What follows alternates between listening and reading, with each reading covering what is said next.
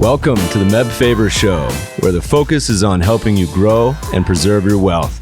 Join us as we discuss the craft of investing and uncover new and profitable ideas, all to help you grow wealthier and wiser. Better investing starts here. Meb Faber is the co-founder and chief investment officer at Cambria Investment Management. Due to industry regulations, he will not discuss any of Cambria's funds on this podcast. All opinions expressed by podcast participants are solely their own opinions and do not reflect the opinion of Cambria Investment Management or its affiliates. For more information, visit CambriaInvestments.com. Today's podcast is brought to you by Real Vision, the world's leading video-on-demand channel for investing. It features interviews and presentations from some of the best and brightest minds in finance, such as John Burbank, Kyle Bass, and Jeffrey Gunlock. It's a fantastic resource for investors, providing a huge series of interviews and actionable trade ideas that can help you make you a far more knowledgeable investor. At $364 a year, it's a great deal, but given how valuable the service is, the price is going up to $597 after June 7th. But if you sign up for a 7-day free trial before then, you can lock in the old price. So just go to realvisiontv.com to take it for a free spin. You'll get immediate access to more than 600 videos on Real Vision's platform, and you can cancel at any time. Again, to start your completely free, no-risk trial, go to realvisiontv.com.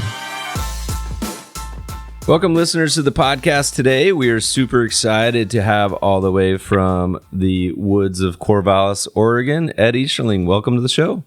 Well, thanks, Meb. Glad to be here today.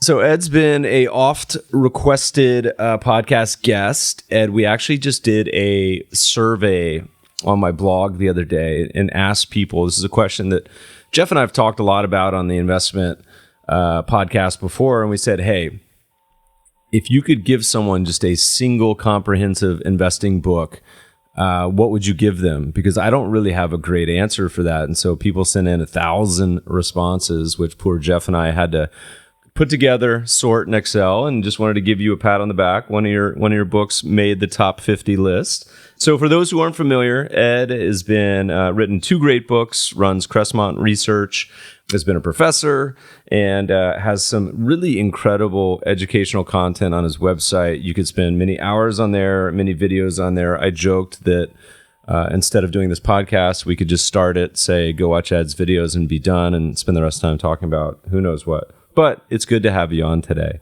So Ed, I figured we get started in an area that particularly I think you think a lot about, we talk a lot about, and that's the U.S. stock market, but also thinking about a framework for expectations. And, you know, your most recent edition of your book, Probable Outcomes, is such a wonderful title because it goes along with the way we think about the future.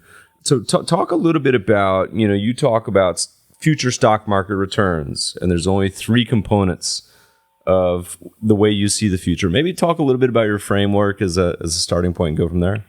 Absolutely.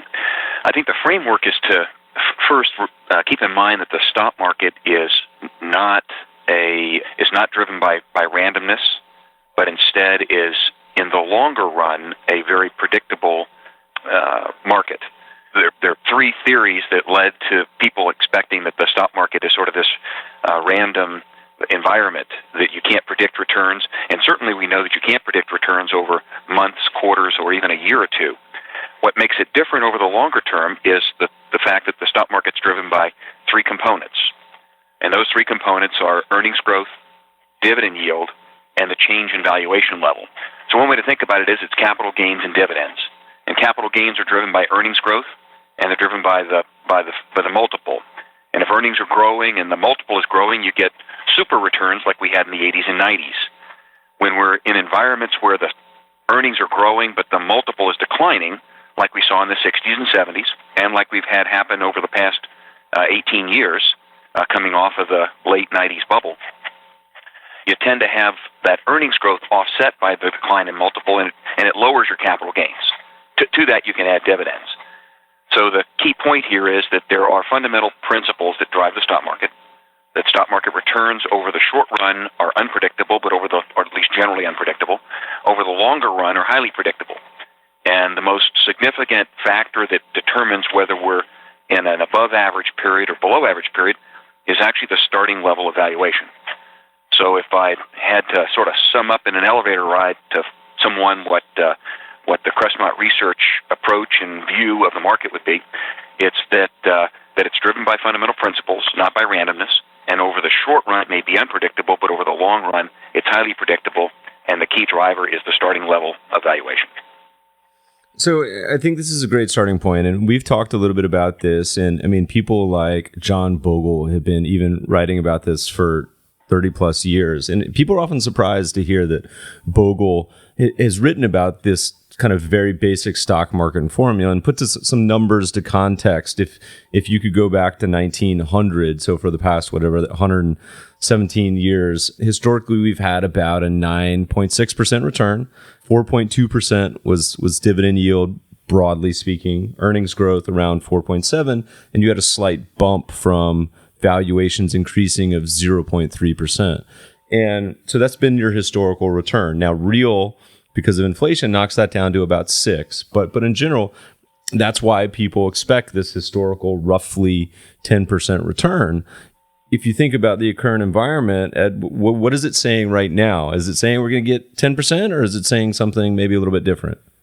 Well, let's see. So a couple things. First is I think it's important to distinguish the difference between long-term returns at 117 years and relevant returns, an investor's horizon of 10 or 20 years.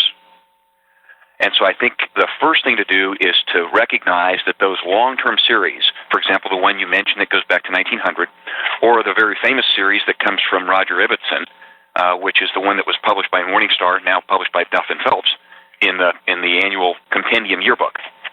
That series starts in 1926. The most important thing to recognize, and I think you began to kind of give us an insight there when you outlined the returns from those three components.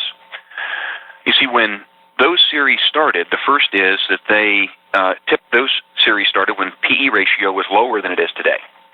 And over 117 years, or over a 90-year or 100-year period like in the Ibbotson series, 90-year period like the Ibbotson series, a significant change in PE, in the case of Ibbotson series, a doubling of PE from 10.2 to now over 20, the compounded effect over 100 years is relatively small. That's why it's less than 1% a year. And that's why academics and pundits often talk about that PE change has such a small effect on stock market returns over the long run.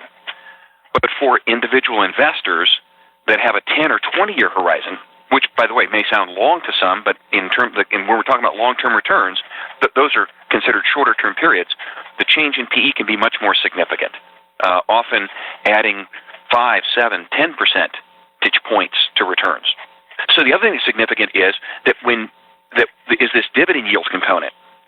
So when you start with low valuations, the amount of dollars of dividends that you receive represent a higher yield than when you pay a higher price.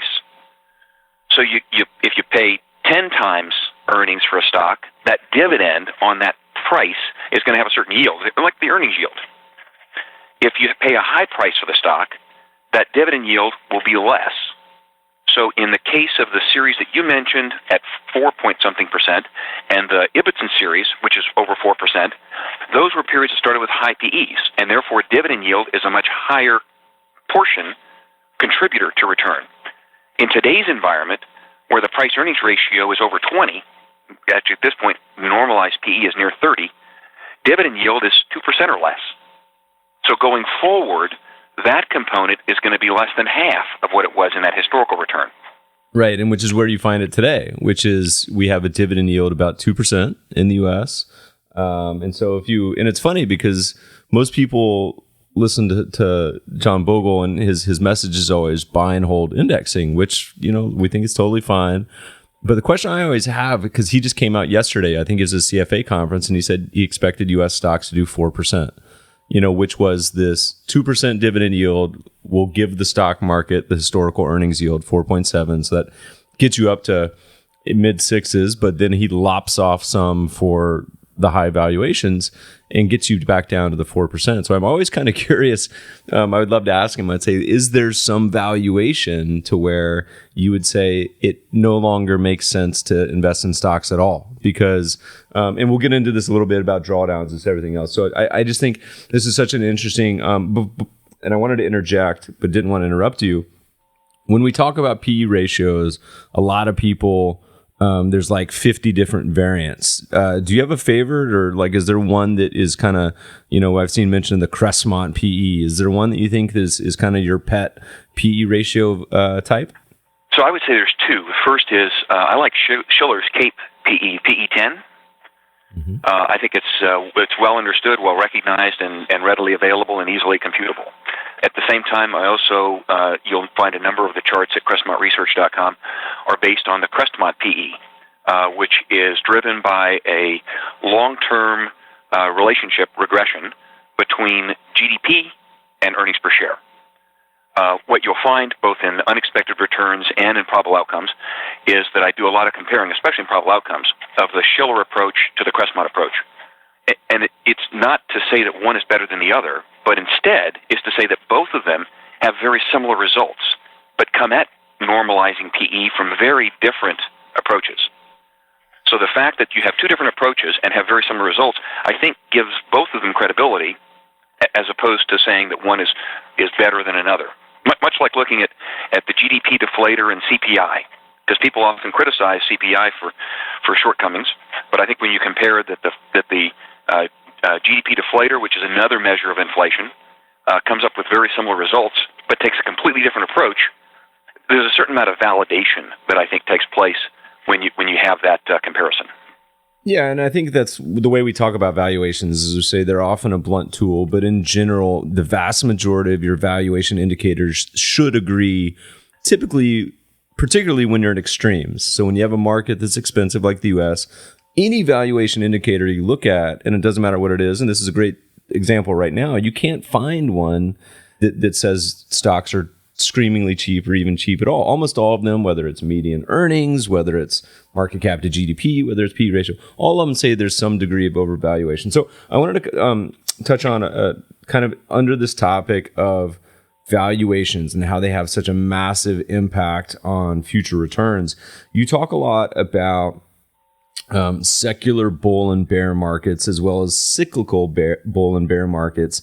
And you have a pretty interesting comment, and I'll see if this is still your belief and let you talk about it. And so some listeners might be surprised to know that despite this big run up since the global financial crisis, you've commented in the past that we could still be in a secular bear market. So maybe talk a little bit about the long time frame and secular and cyclical and all that good stuff. Absolutely. And obviously when we talk about secular stock market cycles, we're talking about in secular, that comes from the Latin term secula, which means an era or extended period. So what we're talking about is just long-term periods of bulls and bears, which is different than a cyclical period, which would be a year or two or three or four or five. And I would contend that we are definitely in a secular bear market. There's a chance that we're in what I would term a bear in hibernation. That's where valuations stay high for an extended period. You get below average returns, but you don't see the decline in valuation that is that's representative, indicative of a secular bear market. A secular bear market is an extended period of time where valuations are generally declining. That general decline offsets some of that earnings growth, gives you below average returns. Secular bull markets are the opposite. They're a generally rising period of valuations. Valuations tend to rise and fall over time because they're driven by the inflation rate. When we have periods of low and stable inflation, drives high valuation levels. When you have periods of bad inflation, which is either high inflation or deflation, that drives low valuations, and it does it for a series of financial trade-offs. When you're moving from bad to good, that creates a secular bull market because you see inflation coming back to low, stable levels, and you see valuations rising. You mentioned the current condition. The current condition is that we have high valuations, but they're high for a reason. They're high because inflation has been low and stable for an extended period. And that justifies and supports and drives valuation higher. Now, it turns out that valuations in the past, 6 months or so almost year have moved kind of beyond the natural level for low inflation into an extended kind of overvalued high level. But it's only 10 or 20% overvalued. It's not dramatically overvalued in the context of a low inflation, low interest rate environment.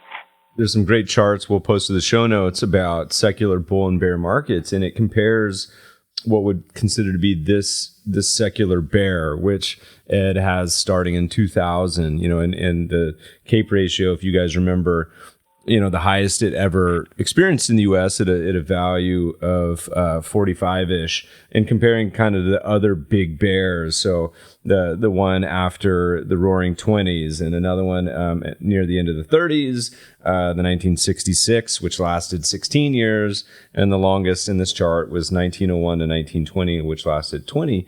And it's really cool to see the valuation where these started and how long they took to get. And what do you see as kind of the zone for really a bear to end for PE ratios? Is it below a certain level? Is there kind of a range? What do you think? Well, I think let's keep in mind. So we have so at the end of the day, there's let me offer kind of a statistic to kind of get us started on this. If you go back to 1900 and you look at every 10-year period, and I think a lot of people consider 10 years to be a reasonably long environment that it's relevant to an investor, but short enough that we can kind of do some assessments. And by the way, since 1900, there have been over 100 of these 10-year periods, 1900 to 09, 1901 to 1910, 1902 to 11, etc. If you look at the total return from stocks, so that's capital gains plus dividends, for all of those 10-year periods, the average is 10%. But what percent of the time were the 10-year periods average? How many of those past 110 10-year periods have been not exactly 10%, because we know none of them were exactly 10.00. But let's use a range for average for discussion. Let's extend it all the way out to 8 to 12. So if it's between 8 and 12%, it's considered average. If it's above 12, it's above average. And if it's below 8, it's below average. Most people are surprised to find out that only 20% of the years, 20% of the decade periods, fall between 8 and 12%. So the odds-on bet is that returns for any given decade are going to be above 12 or below 8. In that above 12 group, which is about 36% of the time, those are periods that are associated with increasing valuations, where PE expands. And then conversely, the ones below 8 are where PE contracts. So where do we stand today? With PE high, almost no one is expecting that valuations are going to increase from here. And even some of the often bullish folks, like you just mentioned, see a slight contraction in PE from here. So we know we're not set for a secular bull. How low does it have to get? Well, it has to get to the point where PE can double or triple. So if anything, I think we're starting out in the high 20s right now. PE would have to get down, at least to the mid-teens, if not the low teens, to then have a chance to double. Because if you don't get a doubling of PE over a 10-year period, you can't get enough extra oomph to get you from below average to above average. To be clear, listeners, like Ed's not necessarily saying the stock market has to drop 50% tomorrow, but this could mean that there is a very elongated period of very low returns. And I think a classic example would certainly be something like Japan, where it had this massive bubble, but there's plenty of other expensive markets over the past 10 years. Think about China, Colombia, Mexico, India. They got very expensive, and they did work out their valuation by very large bear markets or price crashes. But you could also have a sort of just terrible muddling along situation of zero or low single-digit returns, or even slightly negative returns for a long period.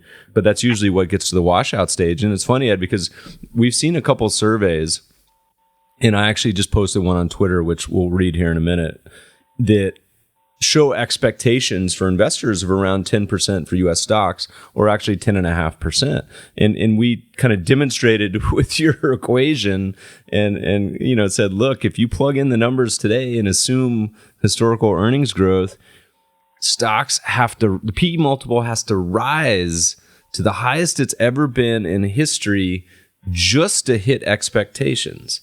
So, the biggest problem with investors, of course, is they're kind of living in fantasy world. It's hard for people, just like losing weight or anything else, to kind of take their medicine. Right, and actually, that what you just described right there, Matt, I call the reconciliation principle. Matter of fact, if anything, I think this is one of the key things for an investor or an advisor to kind of put in their toolbox. So when you hear a pundit say, we're expecting returns over the next decade of 10%, the first question should be, just as you described a second ago, well, what are the component parts? Let's reconcile that back to the three parts. And I think there's a tendency for people to again, think in terms of, because we've been taught that the only return that you can get is from market returns, and so modern portfolio theory taught us to diversify portfolios to get rid of company risk and just take market risk. And then Fama taught us that markets are efficient. Now, they're actually an efficiency process, not an efficient event, but nonetheless. And then Malkiel wrote the Random Walk Down Wall Street. So people have been walking around for decades thinking that, well, stock market returns are random, you can't predict it. When in reality, because of those three fundamental components, they are predictable. So I think to get to the 10%, just like you described, you got 2 points for dividends.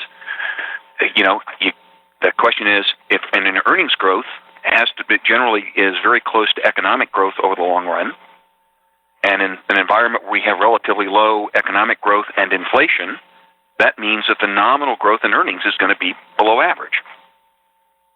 That requires that third component, just like you described.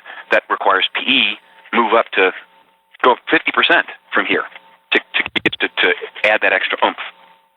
It's simple answers that I just watched the sci-fi movie Moon, which I'd never heard of, which listeners is basically the concept where we have found unlimited energy source on the moon. So I think if Elon Musk finds unlimited energy on the moon, maybe we'll get 10% returns, but otherwise it's going to be tough.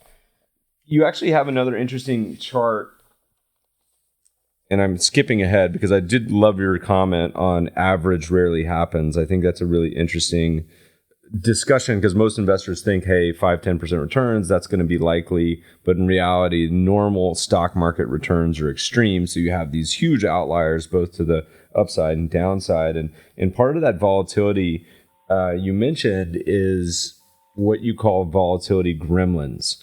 And we've mentioned this before in the past, but could you explain what that means to investors? What do you mean by volatility gremlins? Sure. There are two volatility gremlins that have a significant impact on compromising the compounded returns that investors receive. The first of those volatility gremlins is the effect of losses. I think the best way to demonstrate that is, let's assume that 1 year you have a 24% return, and the next year you have a 20% loss. So obviously, if you, for that 2-year period, up 24, down 20, well, that's 4% divided by 2. That's 2% simple return per year. But in reality, if you run a portfolio through that equation, where it goes up 24 and then down 20, you'll actually end up almost down 1%. So because of the effect of negative numbers on compounding, the effect of losses. And that effect is greater as you increase the amount of loss. So we know that if you lose 10%, you have to make 11 to make it up. If you lose 20%, it takes 25% to make it up. And as investors in the NASDAQ know from the late 90s, if you lose 80%, it takes 400% to make it up. So the point is that Warren Buffett said the first rule of investing is don't lose money, and the second rule is to not forget the first rule. The reason is because losses have such a disproportionate effect, and that's the first volatility gremlin. The second volatility gremlin is the dispersion of return. Basically, if you get the same level of return every year, let's assume that you get 15%, 15%, 15%, just to use an extreme number. You get the best compounding if you instead have dispersion in returns. So 1 year it's 5, 1 year it's 15, 1 year it's 25, and it doesn't matter the order. That would actually give you less compounded return than if it's an even 15 each year.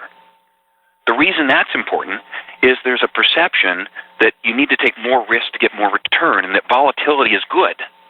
But in reality, the impact of losses and the effect of the variability of returns on compounding, those operate together to work against investors converting simple returns into compounded returns, the ones that count. And that's why I often say that this is an example of where the tortoise gets an edge over the hare on this race, and this is an example of where you don't have to have more pain to get more gain. That in many cases, although it's psychologically desirable it is psychologically desirable to have smoother returns and have fewer losses, it's also better for compounding. Which is contrary to the notion that risk is this knob that you turn up to get better returns.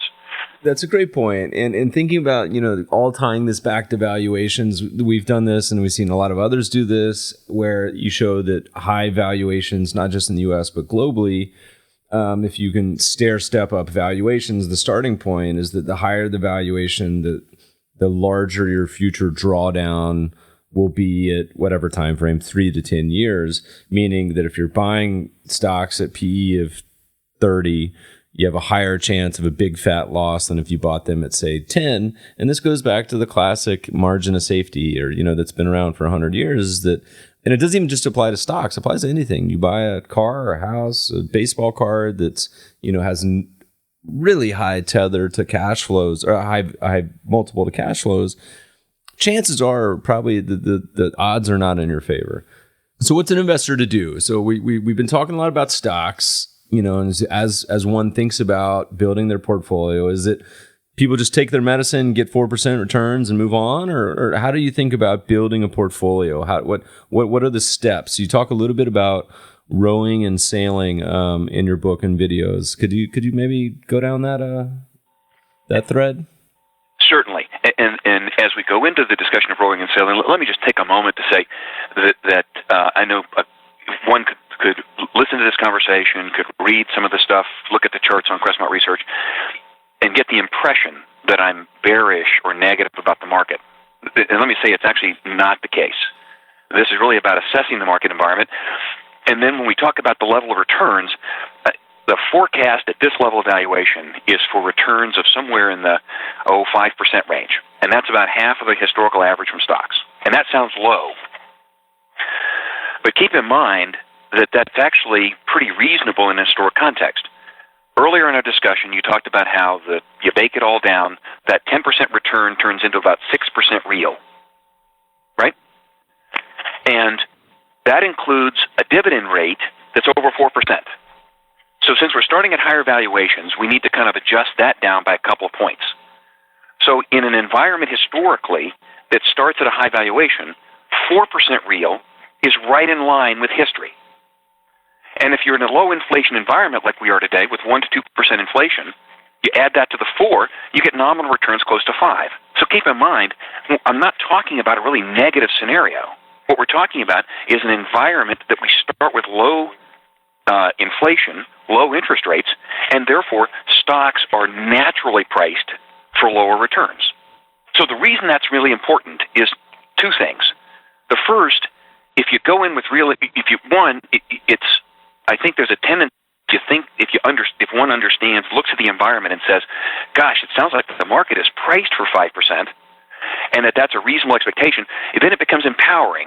It empowers an investor to understand that they're not at the environment isn't controlling them.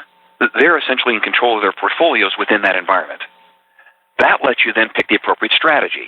And so I want to use that as the segue into rowing versus sailing.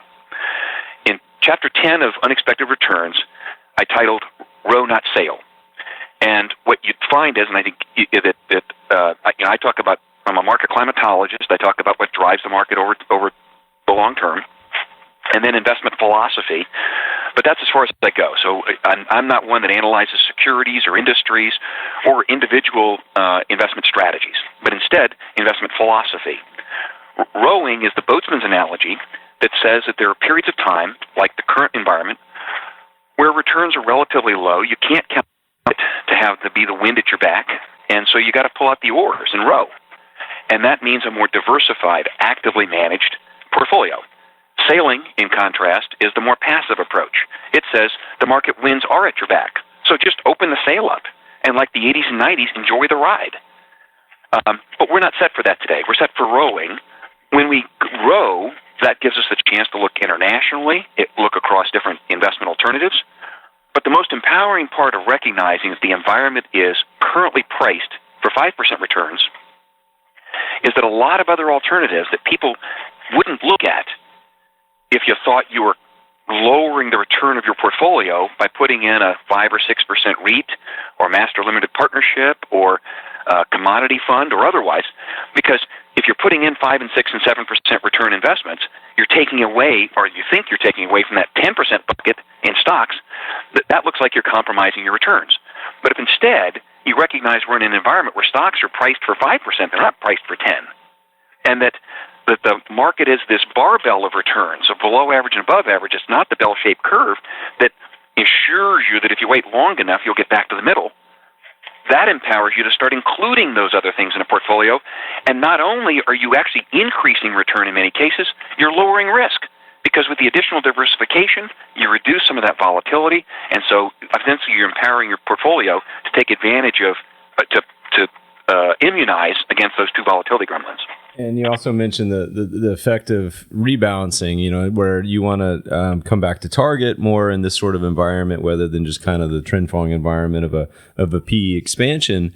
I'm just kind of curious as I think about this, is I wonder what the eventual trigger is from this kind of, mellow period of 1% to 3% inflation or whatnot, because we've shown this as well as you have as others, where you have this sort of inflationary PE mountaintop where we're in sort of like the Candyland perfect environment. And so what's the trigger for things getting a lot worse? Is it, sort of an inflationary, deflationary? I know you talk about the 650 rule, or is it something like a recession, which we haven't seen in a really long time in the U.S.? Any thoughts there, or is it sort of a kind of who knows kind of question? Well, let's see. The first I would say is that and when I go out and talk to folks and make presentations, I usually survey the audience to try to get a sense on whether people today are expecting low stable inflation, deflation, or inflation. And hands down, 2/3 to 3/4 expect higher inflation. So I think that is a reasonable scenario to make sure that someone bakes into their thinking. Deflation's a possibility. Lots of things could trigger it, but that seems to be the lower probability. Not many see 10 years of low stable inflation. So with that in mind, what could trigger it? Boy, I guess there are lots of things that could, with all the liquidity that's been put in the system in the last 8 years. If that's not properly managed and removed, you mentioned recession. We just passed in March. March represented this particular expansion that we're in became the third longest in history as of March of this year. And next May, if it makes it that long, it will become the second longest in history. The following July of 19, if it gets there, it will become the longest expansion in history.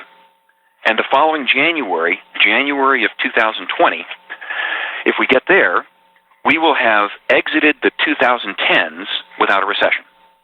And we've never had a calendar decade, that didn't have at least one recession, going back to 1850. As a matter of fact, since the 1930s, every decade has had one or two, and 2/3 of the time it was two recessions, not one. So only having one recession in a decade is an oddball. If we get zero, if we make it all the way to, I'm not predicting a recession, I'm just saying if we do make it to January of 2020, which is not too far away, this will be the first time in 150 years, not 150 years, I'm sorry. Actually, it is 150 years that we didn't have a recession during a decade. So now, would a recession trigger? I'm not sure if a recession triggers deflation or inflation, but certainly the policy responses that might happen with that trigger the potential for an inflationary response, especially with the Fed right now not having many tools in their toolbox to use. They've extended out quite a bit. It's kind of fun to watch because, if you were to tell people, if you simply said, if you could, like Men in Black, erase people's memory from the past year of what markets have done and just describe the political climate of what's gone on over the past year in the U.S., but also abroad, is that, no one in their right mind would probably say we have one of the least volatile stock markets in the U.S. in history. most people would assume that things would be going haywire and crazy, which, there's a good lesson in there that it's hard to extrapolate geopolitical events to market returns. And in many ways, the market is sort of forecasting, the economy in many ways. And so it's going to be really interesting to watch, how this transpires, because for many people, and if you look back in history, a lot of the events that play out in markets are very obvious in retrospect. But, in many cases, they're hard to forecast. Let's pause from the show for a moment to hear from our sponsor. Today's podcast is brought to you by Real Vision.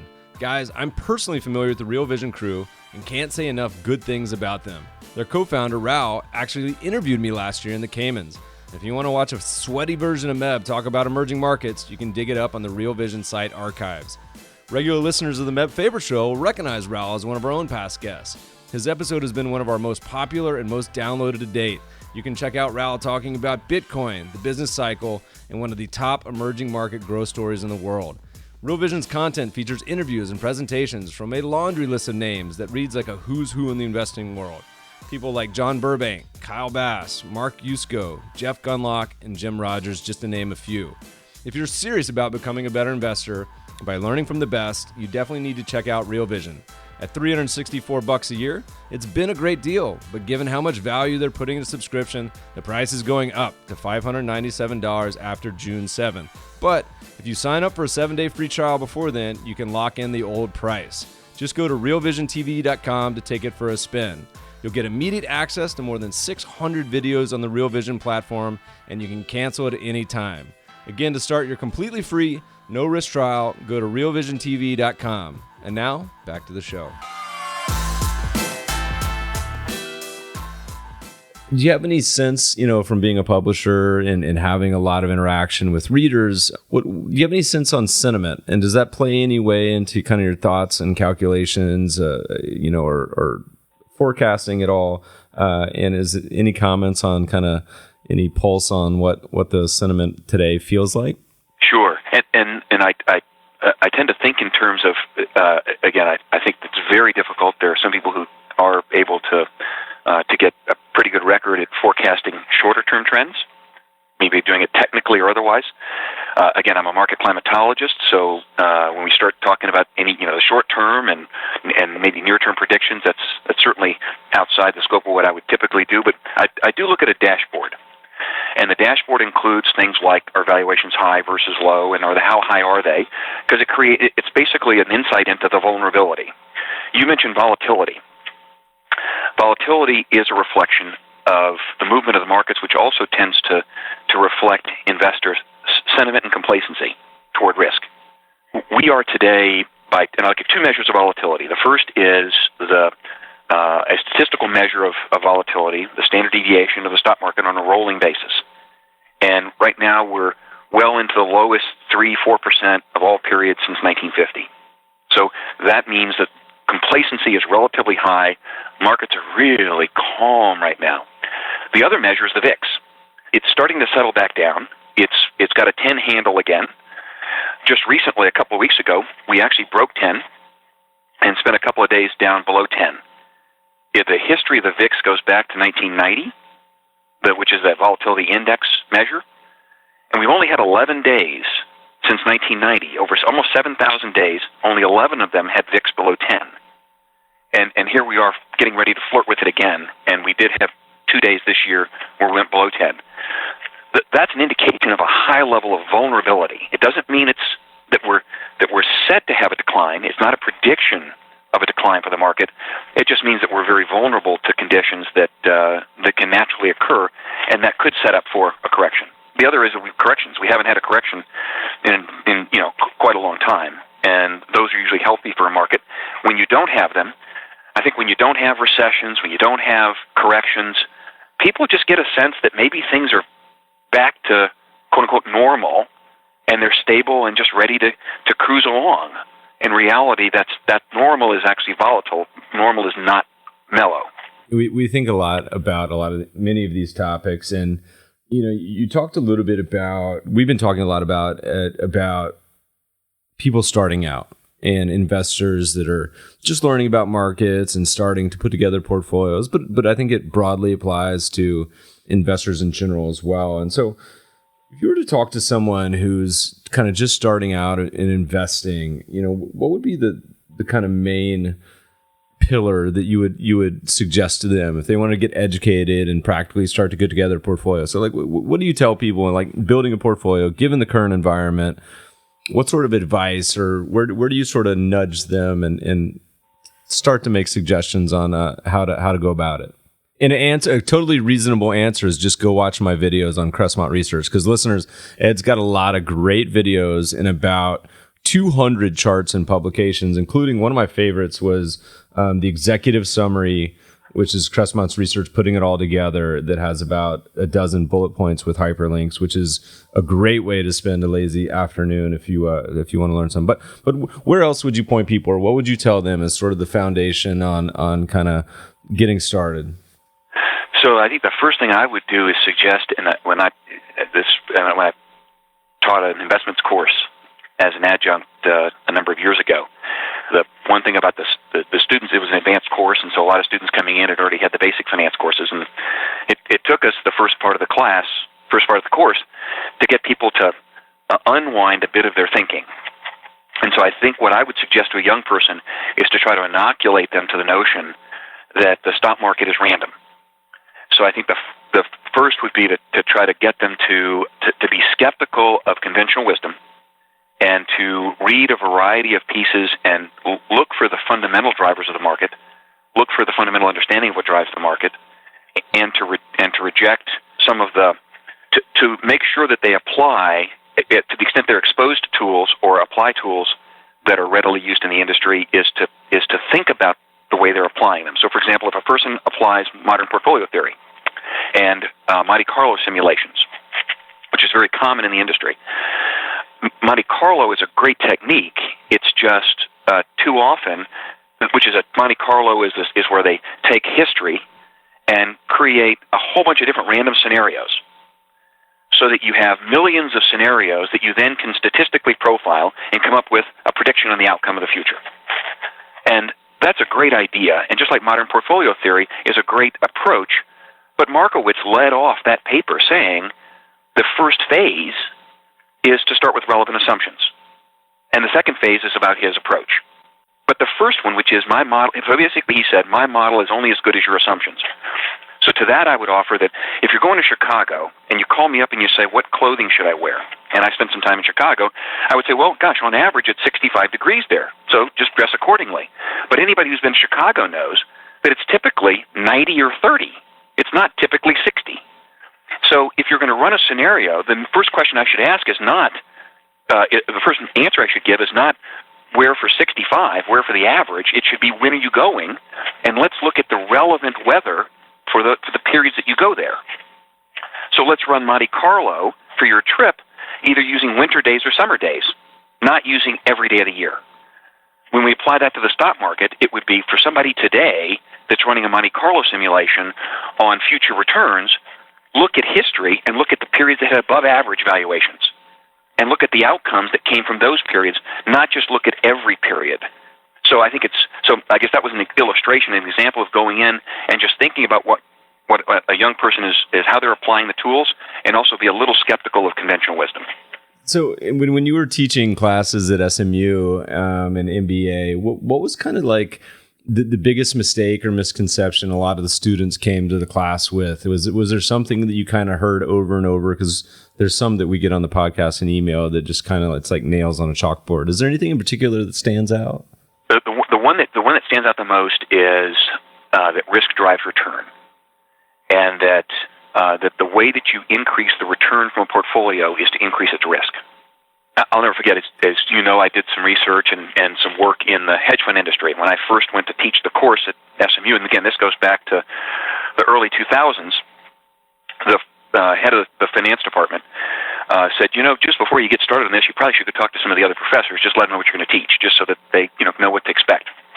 So I remember talking to one of the other professors that teaches traditional finance, and so this is going to be a course about alternative investments. It's going to include some discussion about hedge funds. It's going to, we're going to have hedge fund managers come to the course and talk about things. They said, hedge funds? those are the higher risk, higher return strategies, right? And I said, well, not exactly. They tend to apply skill to portfolios and generate higher returns with lower risk. And they said, well, how do they do that? Because returns are driven by risk.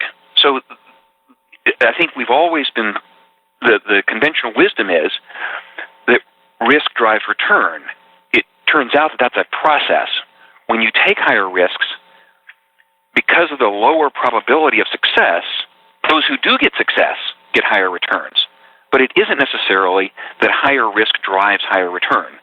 And that's why when I contributed to John Malden's book, about 12 things investors need to know, my chapter was Risk is not a knob. That investors need to realize that, and I think that's the one that kind of came out immediately when you start talking about the fact that there are ways to invest the modern portfolio theory way, which is to eliminate individual security risk and to eliminate individual security risk and just take market risk.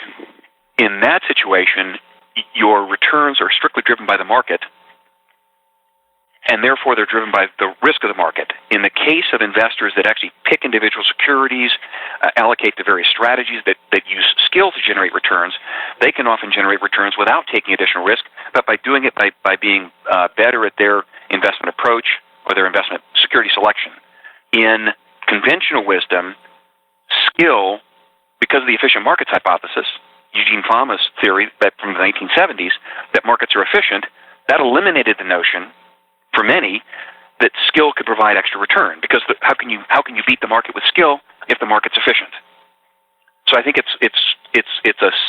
the outgrowth of those three different theories that led to a conventional wisdom that you often have to overcome before you can begin to see this fundamental driver to the market and the chance to diversify portfolios and use alternative types of investments and international investments to create returns. The listeners out there who aren't familiar, I mean, this historical concept of risk equating with return, I mean, even with the basics of beta in stocks and volatility, it turns out that in many ways risk did predict return, but it was exactly opposite. So it was that low volatility stocks did better than it was correct, just the sign was wrong. It was backwards. And then one of my favorite quotes on this is an active manager who runs white box funds, which I think is out of Minnesota, somewhere in the upper Midwest, and is Redleaf, I think is his name. But they, he's a great quote where he's like, look, my job is to minimize as many risks as possible in the sense of I'm trying to minimize drawdown, minimize the possibility that this entire portfolio will be, kind of quote risky.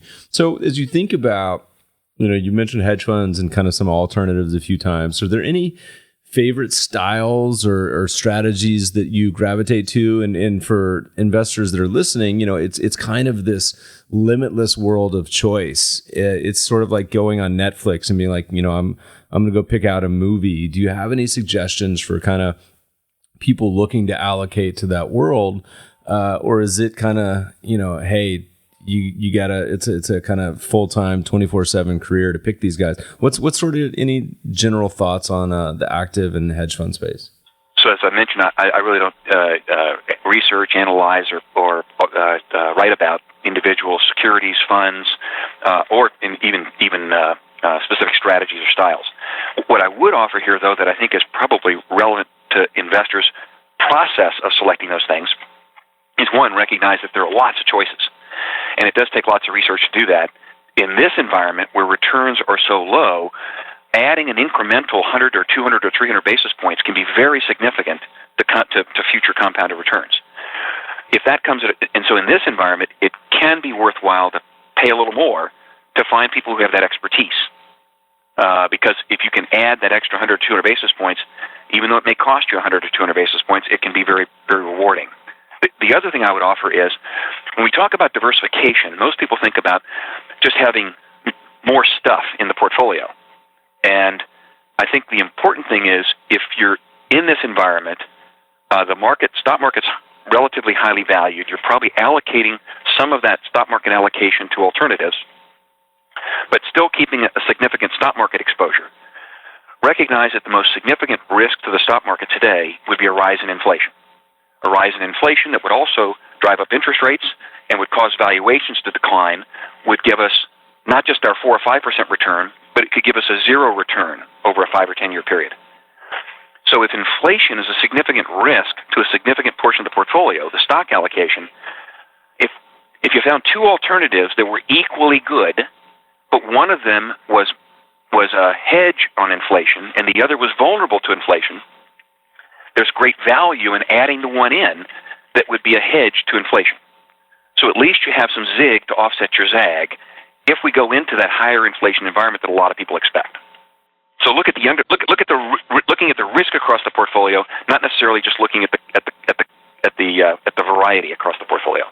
And there's a lot of asset class. I mean, commodities is one that has been particularly hated over the past few years. As commodities in general have done very poorly. Incredibly popular asset class in the mid 2000s, but one that has really struggled. That historically has had a pretty decent correlation to rising inflation. I would love to keep you for many hours today, but we're going to start to wind down and just ask a few more questions.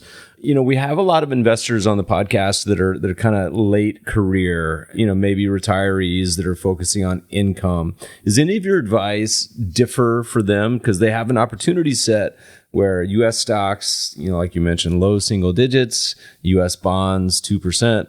Any particular advice to that cohort? Or is it just kind of same advice, differently applied? You know, for that group, I would actually I would emphasize some of the things we've talked about.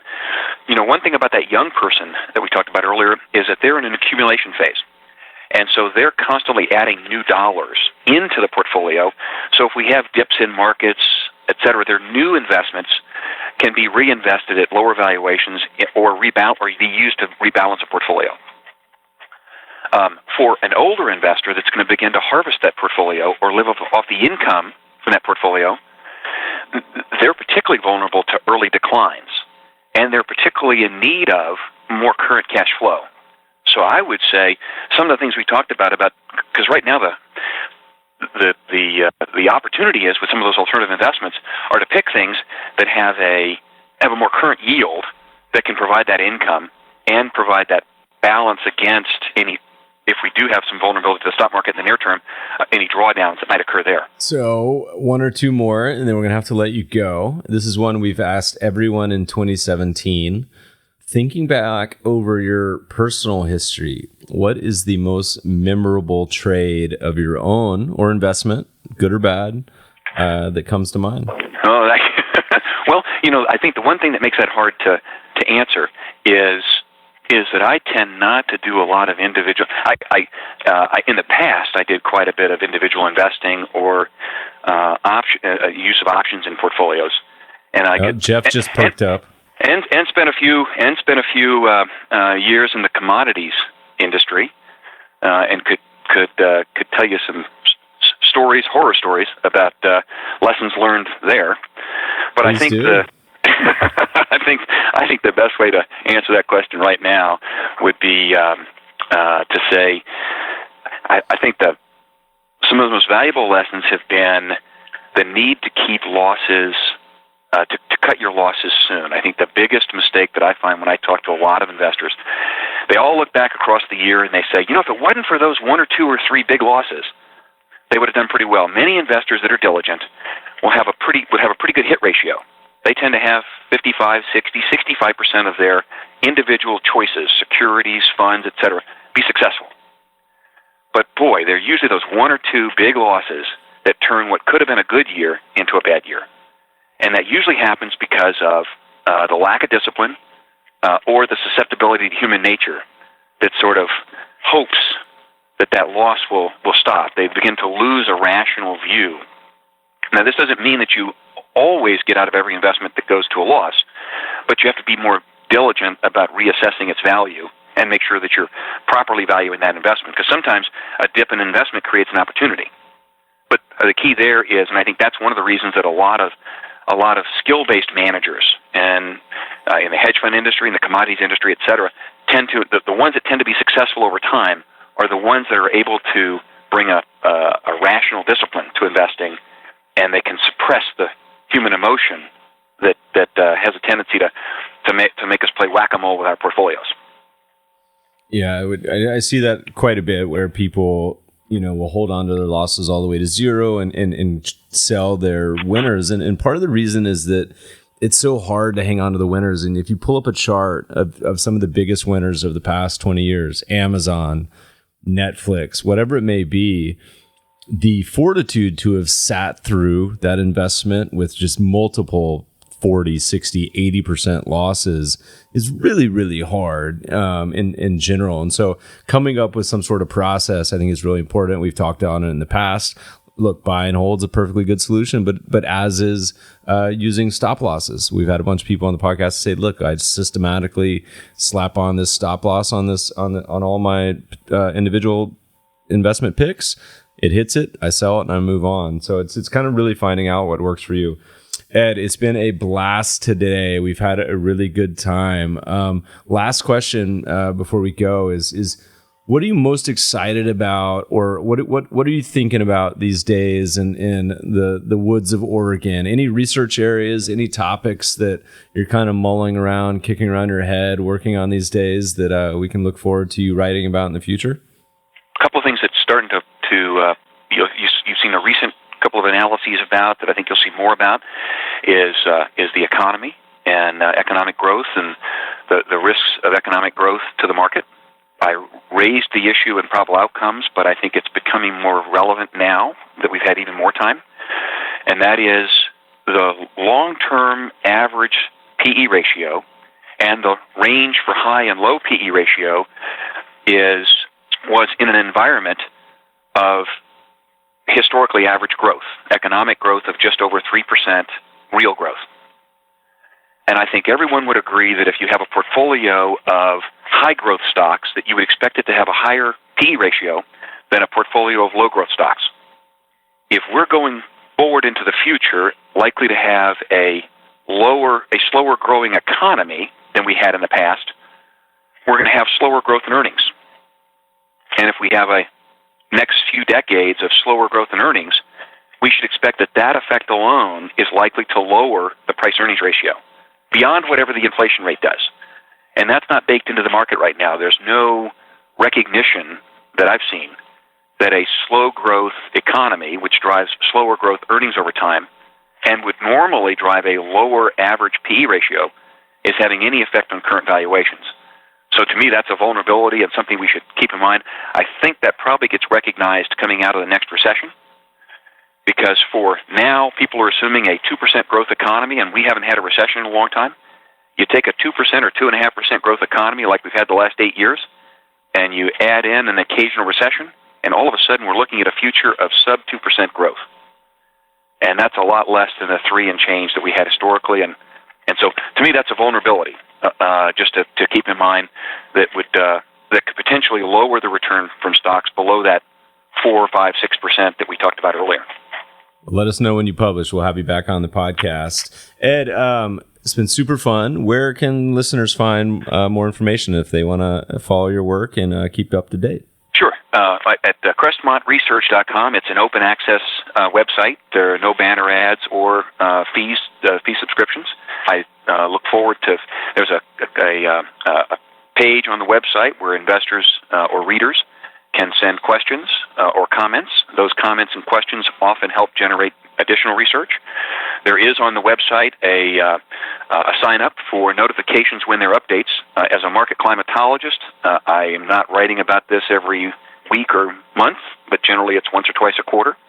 And investors can include their email. There's no fee for that, and that's never used, never shared with anyone else, other than just notifications periodically of updates to the website.